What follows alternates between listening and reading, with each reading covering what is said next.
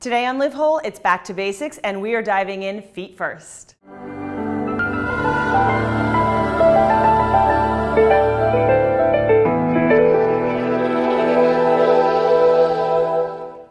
Like I said, we're not only doing feet first, we are doing feet only today. I feel like it's something that we ignore in health and fitness. I feel like that we really need to be paying more attention to our feet because it is the first thing that hits the floor every day. It hits the sidewalk, especially in cities, we're walking, and it actually has an effect on our entire body, yet we completely neglect the feet. I always joke that one of these days I'm going to come out with a DVD that's like 6-pack for feet and maybe people will buy it and pay attention. So pay attention now because we're going to get started with one of my favorite tools. It's back to the therapy balls from Yoga Tune-Up. Thank you, Jill Miller, because these have saved me and I'll show you why. When we use these on our feet,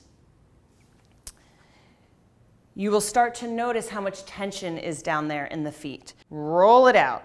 My favorite place to start is the instep.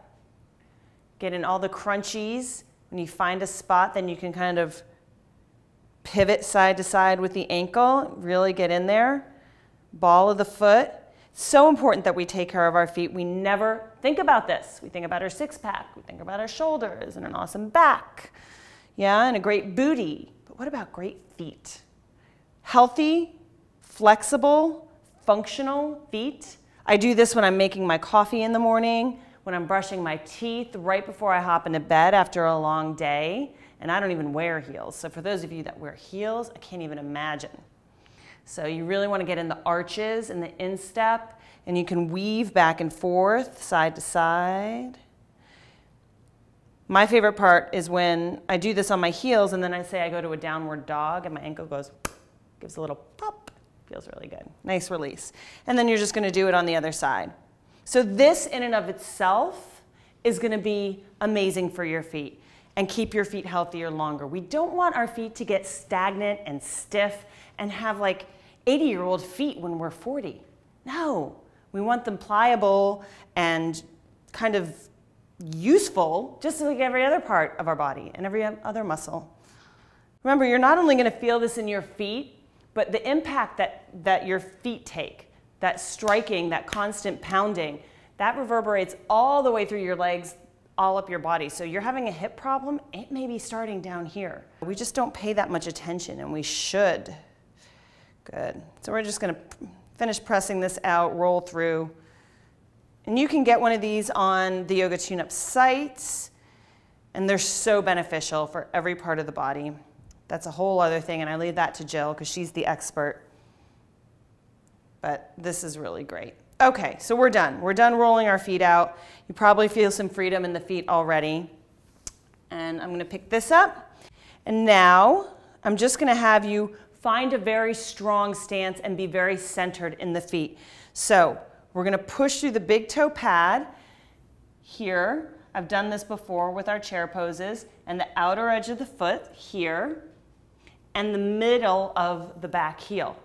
Lift the toes. Feel very grounded and stable on that triad of the foot, that triangle that we make down there.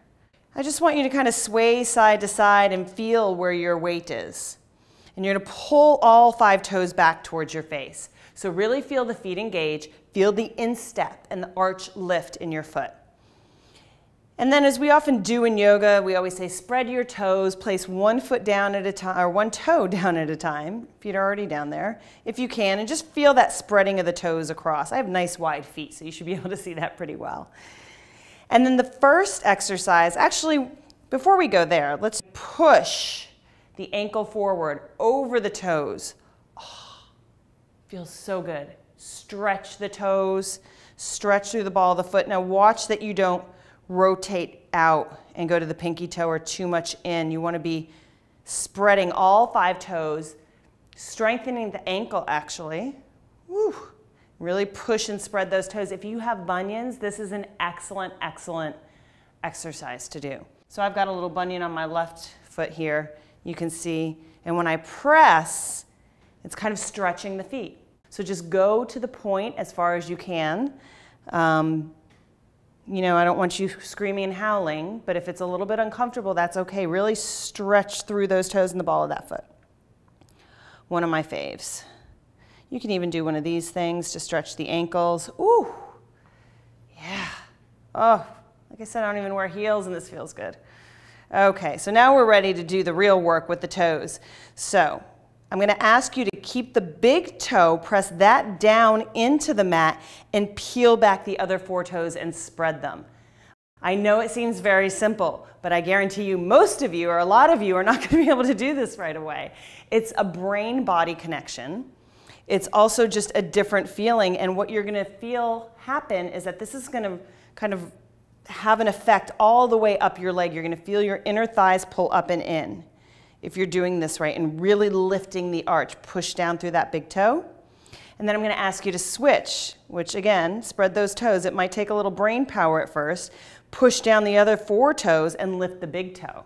And see how that changes where kind of the weight is distributed in your foot. Try to keep the weight even and just pull back that toe. You're going to feel the feet and the ankles really activate. Just like working out the biceps. Got to work out the feet. Really pull that big toe back. What I realized when I started doing these exercises is that my knee was being affected. I wasn't distributing weight evenly on my foot, and so it was affecting the way I stood and the way my kind of what muscles were engaged in my legs, and I really felt what was weak. So this was a great exercise to bring balance back to my lower body. And then you can go back and forth and see how you do with that. Feel the difference. Keep pulling up, lifting up in the instep and the arch. Woo! It's a workout for the feet, I'm telling you. Sweating. Lift. And again, this is something you do every day for a minute, 30 seconds. You start to become more mindful. You start to become more aware of how you stand, where your body position is. If you're always like this, you're always pushing your hip out, your weight's always on the outer edge of your foot, you're gonna have weak arches and weak feet, so really work on the big toe part of it. And I found that once my feet became stronger, I just kind of stand. Very stable, very strong, very centered. And that's what we're doing here at Back to Basics. Thanks for watching.